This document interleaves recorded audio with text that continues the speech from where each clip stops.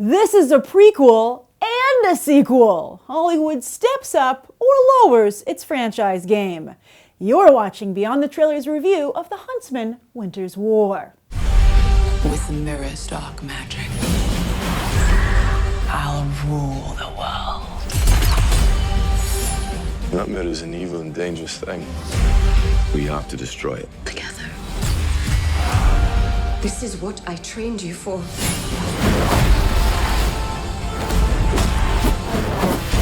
So, have you got a plan? Aye. Is that any good? No.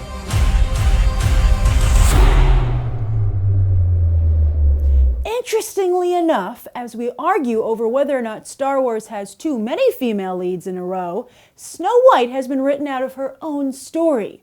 Although, to be fair, bringing her back would mean bringing Kristen Stewart back. But hey, this gives us not one but two live-action fairy tale movies in a single month with male leads.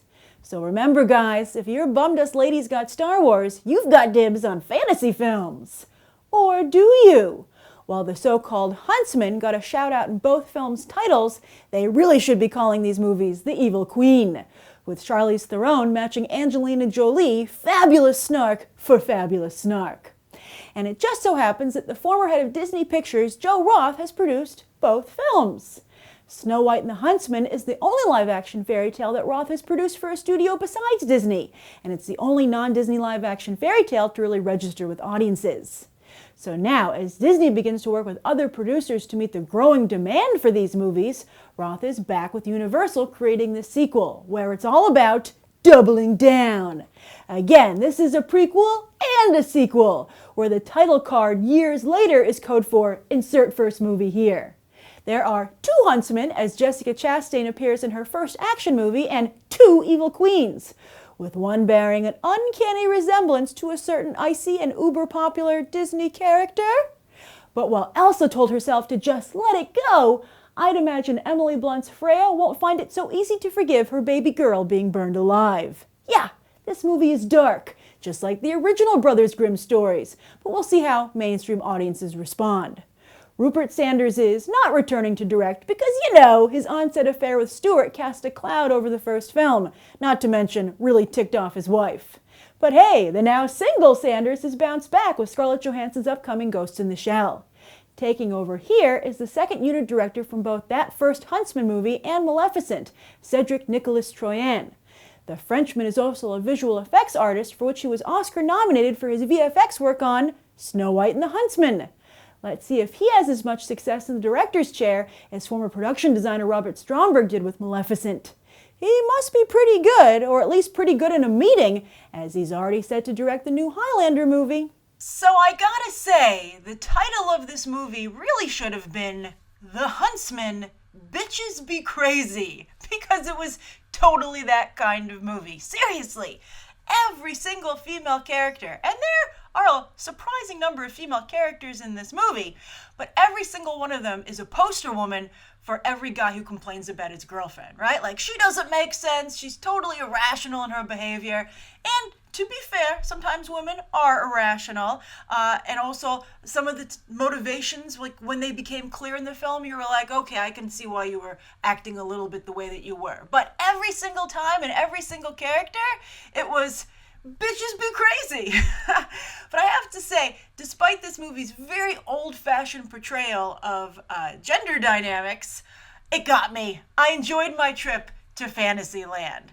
Yes, the costumes are amazing, the sets are spectacular, and especially at the end of the movie when it was snowing and they were like in this beautiful northern retreat and there were dwarves, I kind of expected Santa to show up, but he would have been appalled because this is a pretty dark movie, but not so dark that it's not, I think, I don't know, like right before, like, I guess tweens is where I would start, like tweens and up, because it's got some sexiness in it. It's got a couple lewd jokes, but for the most part, I actually think kids would enjoy it the most because it reminds me of, like, those old animated movies you like, and when you're little, you're like, man, this sure is good. This is sophisticated entertainment. I'm so cool for liking this. And then you go back and you revisit it, and you're like, this is so embarrassing. Like, the script is horrible. What happened?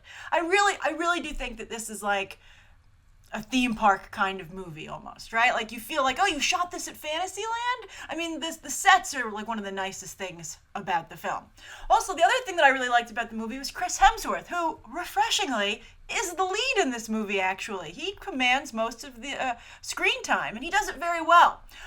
It's almost like fantasy Indiana Jones. And there's actually one sequence involving a rope bridge, which is a little bit too much like Indiana Jones. Although, to Chris Hemsworth's credit, he does a wonderful Harrison Ford impression. So much so that when I was writing out my notes for this review, that like hit me like a bolt of lightning. I was like, why hasn't anyone considered Chris Hemsworth for young young Han Solo, or Indiana Jones if they ever decide to reboot that? He actually, in this movie, is like the closest I've seen to capturing like the Harrison Ford spirit. He's got the romantic, playful, comedic banter. He's able to take a hit, and look like he's like really on the ropes like Harrison Ford so famously did in all of his action movies. That actually makes me like the movie more now that I think about it. That was so impressive. I also think that the movie was pretty funny beyond, Chris Hemsworth. When the dwarves showed up about 20 minutes in, it got really funny. There were a lot of laughs from the crowd. Some of the laughs were laughing at the movie's expense, to be fair, but a lot of the laughs were genuine laughs. I mean, they had some good jokes here. I think the movie deserves credit for that.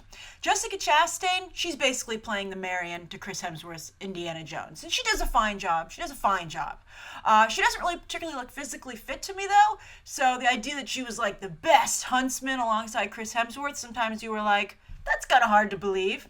Also, speaking of Huntsman, there is like a kind of a third Huntsman, a black character, and it was kind of weird because they make a big deal about him at the beginning of the movie, and he seems really cool, and he's very likably cast both as a child and as an adult, and then they never do anything with him. So you're like, why did you introduce that character just to never do anything with him? But he's so personable that I feel is lost, but he doesn't fit in the movie. There's nothing for him to do. It was weird. We've been talking about diversity lately and being shoehorned in, and this was kind of like one of those situations where you were like, that would have been nice, but since you didn't do it, it's just distracting. Like you didn't fully do it. Also, Jessica Chastain, back to her, she looks so much like Emily Blunt, like a lot like Emily Blunt. Like I know people say that Bryce Dallas Howard looks like Jessica Chastain, but no, the comparison with Emily Blunt is supreme. So much so that when every time they were on screen together, I was like, are you sure you're not sisters? Because like Charlize Theron and Emily Blunt don't look anything alike. Now, if you're going to see this movie for Charlize Theron, and I imagine a number of people are, because she was so good in the first movie, I think you're going to be a little disappointed, because while she's very good here, and she looks amazing, you've pretty much seen her entire role in the film. Her role is very small. She's been used heavily to advertise the film, but that's a total bait and switch. This is Chris Hemsworth's movie. And I feel actually bad, because he's very good. He should get more credit for it. Although I guess, it's not looking like it's going to do too well at the box office, so he's like, don't give me credit for it. And then for Emily Blunt's character, while she's very good and, really interesting, they don't do enough with her. Actually, Charlize Theron's character says to her, you've wasted your potential, Freya. And you're like, the movie kind of wasted the potential of this character as well, because they have a lot of good ideas on how to use ice powers that are really cool, pun intended, but they only scratch the surface. And it's really weird that Elsa kind of got benched in her own movie, and now Freya gets benched in this movie. It's like, what is it about ice queens, man? They should be front and center. They're ice queens. Why are they secondary characters? Even third-tier characters, I would argue, here. So the only reason to go see this movie is if you like fantasy films, if you like Chris Hemsworth, or if you're casting the young Han Solo movie, or any Indiana Jones reboot they might consider. Really, seriously, I like that idea a lot. Otherwise, this is a total rental. And I'd also like to end this review saying that it is so frustrating to see a movie like this where they've obviously spent quite a bit of money on the actors, on the sets, both the ones that they've constructed and location scouting. I mean, sometimes just the foliage, the trees, just take your breath away. You're like, Europe, so magical. And then also the visual effects themselves are really astounding. There's this one shot of a snake that has grass on it, from the first movie, the animals have grass growing on them. You're just like, that's so awesome. You should sell that, just even a fake version of it, because it's so cool. That's art. That's art, man. Forget cinema entertainment. That's art. And so they have all these great things, but yet they never spend money on the screenplay. Like or any time, or they're like, should we even go over this like twice? And they're like, nah, whatever. Look at all the money we spent on everything else. And I think that moviegoers are becoming really sophisticated, and television is so well written that I just don't think movies can afford to be so sloppy when it comes to the script anymore. It's very frustrating, because if this movie had a great script, it would have everything. But alas, that's a real strike against it. All right, so that's my review of The Huntsman Winter's War. If you've seen the film, as I know many of you abroad have, be sure to share your thoughts down below, but be careful about spoilers. The spoiler review will be going up either later today or tomorrow, but it's probably already up now, so be sure to check for that. Okay,